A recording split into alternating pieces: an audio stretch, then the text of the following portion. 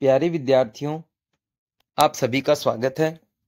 आज हम कक्षा 10 हिंदी क्षितिज भाग 2 के एक महत्वपूर्ण निबंध संस्कृति को पढ़ने वाले हैं। इस निबंध में संस्कृति और सभ्यता दो महत्वपूर्ण शब्दों की जानकारी दी गई है। शुरू करते हैं। जो शब्द सबसे कम समझ में आते हैं और जिनका उपयोग होता है सबसे अधिक, ऐसे दो शब्द हैं सभ्यता और संस्कृति। इन दो शब्दों के साथ जब अनेक विशेषण लग जाते हैं, उदाहरण के लिए जैसे भौतिक सभ्यता, आध्यात्मिक सभ्यता, तब इन दोनों शब्दों का थोड़ा बहुत अर्थ समझ में जो आता है, आया रहता है, वह भी गलत सलत हो जाता है। लेखक ने यह बताने की कोशिश की है कि दो शब्द जिनका प्रयोग तो हम बहुत ज्यादा करते हैं, लेकिन उनका अर्थ हमारे सबसे कम समझ में आता है, और वो दो शब्द हैं सभ्यता और संस्कृति।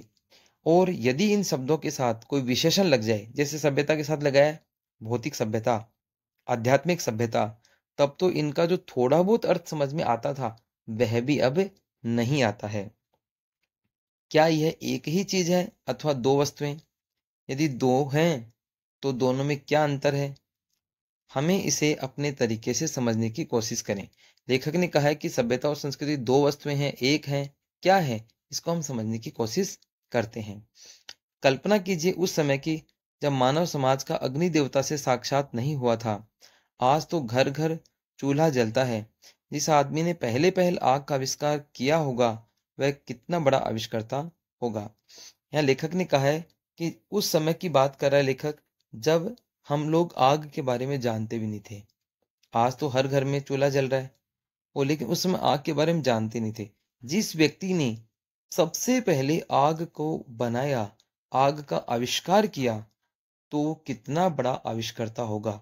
यह आविष्कार भी बहुत बड़ा है और इसका बनाने वाला आविष्कर्ता भी बहुत बड़ा है, ये लेखक ने कहा है। और एक और समय बताता है लेखक, अथवा कल्पना कीजिए उस समय की जब मानव को सुई धागे का परिचय न था।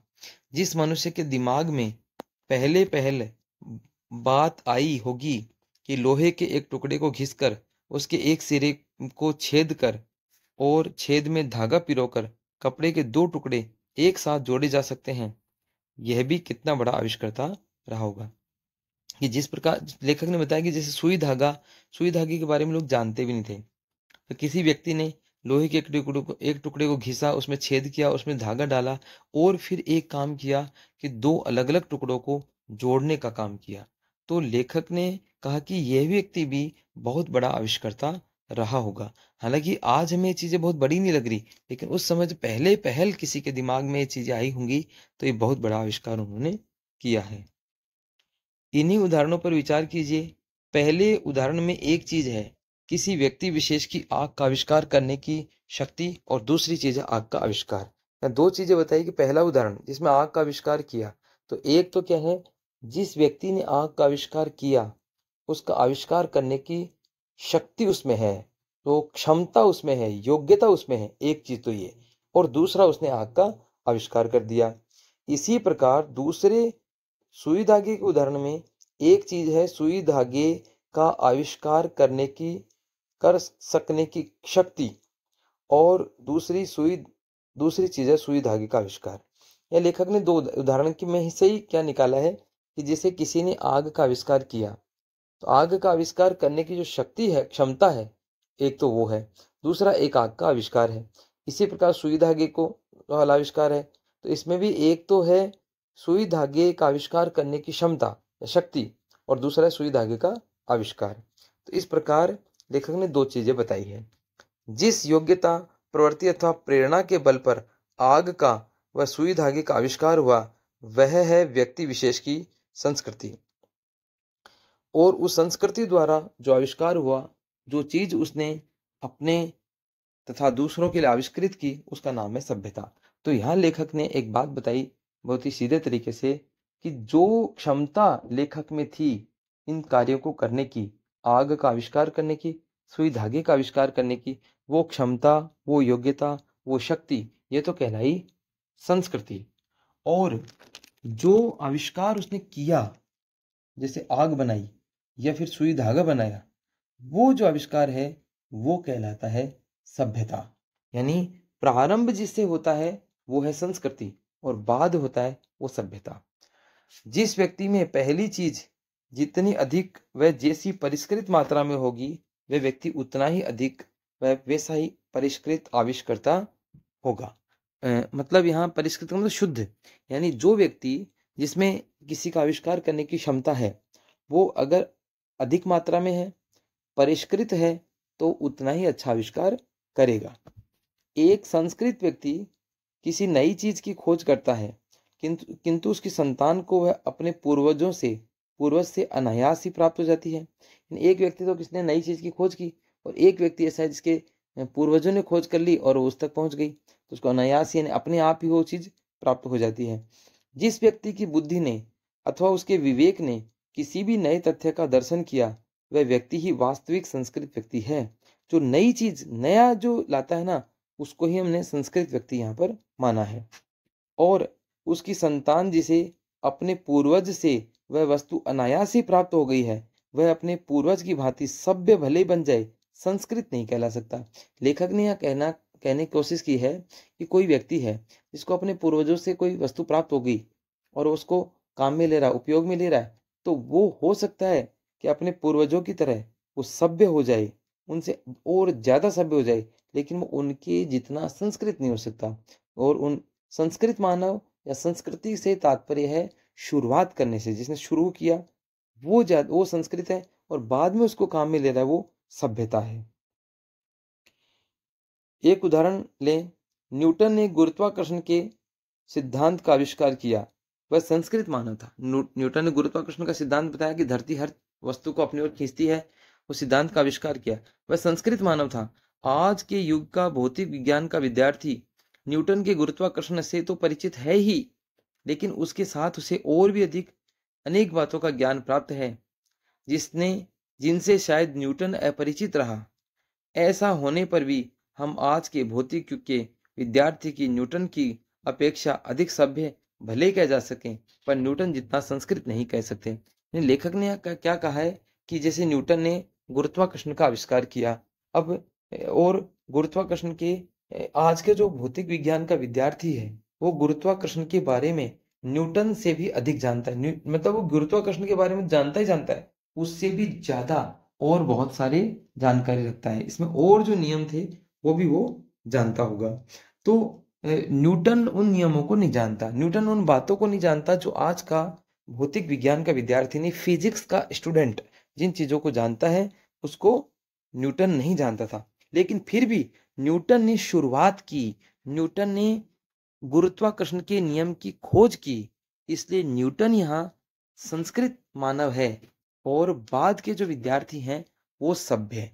यानी इन विद्यार्थियों को हम सभ्य कह सकते हैं लेकिन संस्कृत नहीं कह सकते। तो यही यहाँ पर बताने की कोशिश की है। देखो आगे लेखक कह रहे हैं, आग के आविष्कार में कदाचित पेट की ज्वाला की प्रेरणा एक कारण रही। लेखक ने कहा कि आग का आविष्कार कैसे हुआ, क्योंकि उसमें कहीं ना कहीं पेट की जो भूख थी वो उसके पीछे कारण रही होगी। सुई धागे के आविष्कार में शायद शीतोष्ण से बचने और शरीर को सजाने की प्रवृत्ति का विशेष हाथ रहा। सुई धागे का आविष्कार जो हुआ वो इसलिए हुआ कि बनाने वाले व्यक्ति जो है वो अपने आप को सर्दी से, गर्मी से, अपने आप को प्लस दूसरे लोगों को बचाना चाहता है, इसलिए उसने सुई धागे का आविष्कार कर दिया।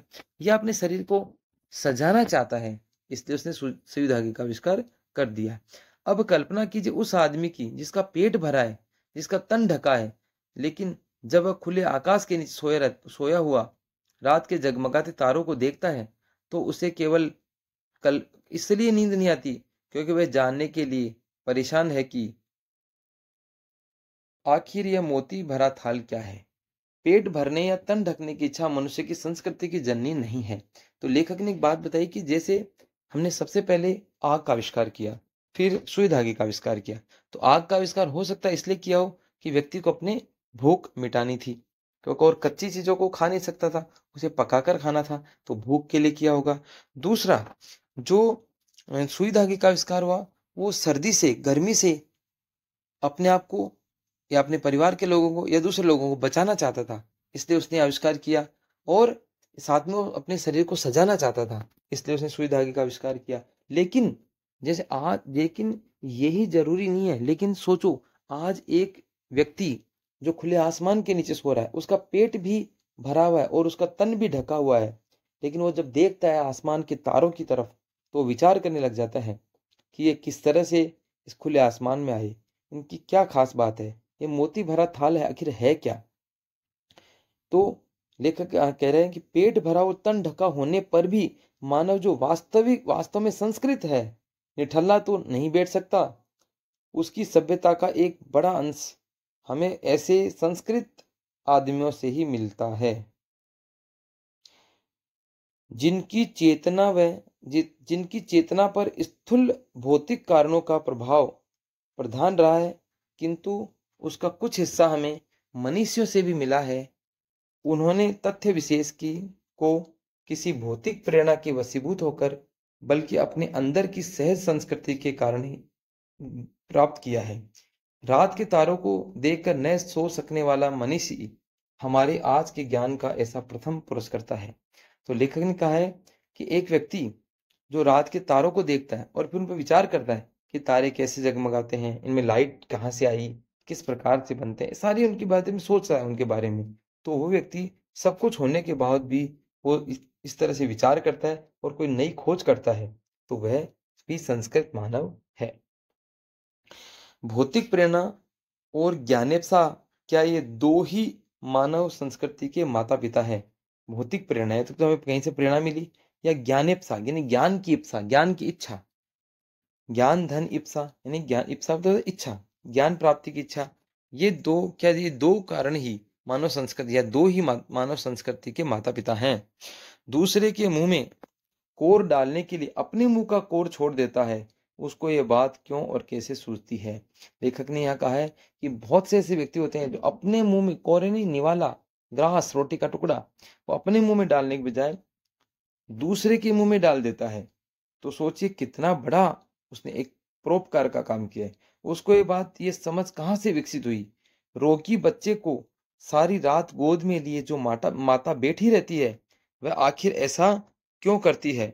सुनते हैं कि रूस का भाग्य विधाता लेनिन अपनी डेस्क में रखे हुए डबल रोटी के सूखे टुकड़े स्वयं न खाकर दूसरों को खिला दिया करता था। वह आखिर ऐसा क्यों करता था। और लेनिन जो है वो अपनी डेस्क में डबल रोटी के टुकड़े रखता था, खुद नहीं खाकर दूसरों को खिला देता था, क्योंकि वह मानव कल्याण के भाव रखता था। लेनिन जो कि मार्क्सवादी थे और संसार में के मजदूरों को सुखी देखने का स्वप्न देखते हुए कार्ल मार्क्स ने अपना सारा जीवन दुख में बिता दिया कि संसार के जो मजदूर हैं वो सुखी हो जाएं और उनको उसमें जो लाभ में उनका भी हिस्सा मिले उनको। और इन सबसे बढ़कर आज नहीं, आज से 2500 वर्ष पूर्व सिद्धार्थ यानी महात्मा बुद्ध, गौतम बुद्ध ने अपना घर केवल इसलिए त्याग दिया कि वह किसी तरह तृष्णा के वशीभूत लड़ती करती मानवता सुख से रह सके। ये देखो 3 उदाहरण दिए, एक लेनिन का, एक मार्क्स का और एक महात्मा बुद्ध का। लेनिन अपनी जो डेस्क है उसमें डबल रोटी के टुकड़े रखता था, खुद नहीं खाता, दूसरों को खिला देता। और मार्क्स ने मजदूरों का जीवन सुखी बनाने के लिए अपना पूरा जीवन समर्पित कर दिया। इसी तरह महात्मा बुद्ध, जिन्होंने जनता को सुख प्रदान करने के उद्देश्य से उन्होंने लड़ती झगड़ती जो जनता है उसको सुखी बनाने का प्रयास किया। तो देखो लेनिन भी मार्क्सवादी था और मार्क्स भी। एक पंक्ति भी चलती है, हुआ मार्क्स का स्वप्न पूर्ण, लेनिन की ठंडी छाती, स्टालिन ने खूब संभाली मार्क्सवाद की थाती। तो मार्क्सवाद एक ऐसी विचारधारा है जो मजदूरों के शोषण का विरोध करती है। मजदूरों का जो पूंजीपतियों द्वारा जो शोषण होता है उसका विरोध किया जाता है।